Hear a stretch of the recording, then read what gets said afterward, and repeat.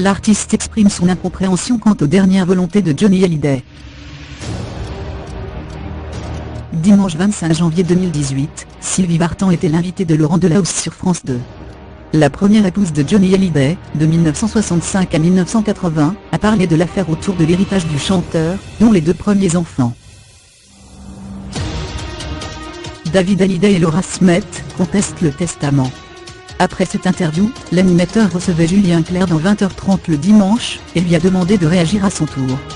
Père de 5 enfants de 3 femmes différentes, Julien Clerc se reconnaît dans le parcours de vie de Johnny Hallyday, pour autant, il ne comprend pas son ultime choix.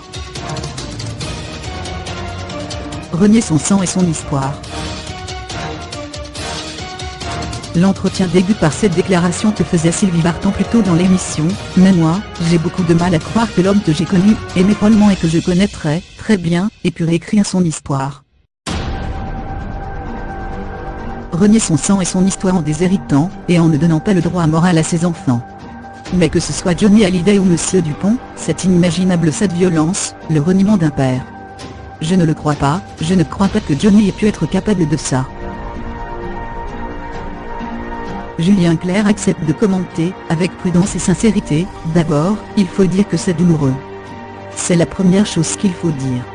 On sait tous que souvent quand un père meurt, malheureusement les familles ne s'entendent pas toujours. Johnny, il est comme moi. Il est un homme qui a eu plusieurs vies, et qui a eu des enfants de femmes différentes, enfants qui sont échelonnés en âge. » Julien Clerc est en effet le père de 5 enfants, la scénariste Angèle Herry, 43 ans, et la réalisatrice Jeanne Herry, 39 ans, dont la mère Anne-Younou, puis sont née la chanteuse Vanille, 29 ans, et Barnabé, 21 ans, de son mariage avec Virginie Couper-Eiffel, enfin, de son amour pour sa dernière épouse, l'écrivain Hélène Grémillon, est issu le petit Léonard, 9 ans. Ça n'est pas une raison pour déshériter les autres. Le chanteur de 70 ans comprend l'inquiétude de Johnny Hallyday pour ses 2 plus jeunes enfants, Jade, 13 ans, et Joie, 9 ans. Mais dans une certaine mesure seulement, je crois qu'il est normal, quand on a soi-même un certain âge avec des enfants très jeunes, de penser à eux.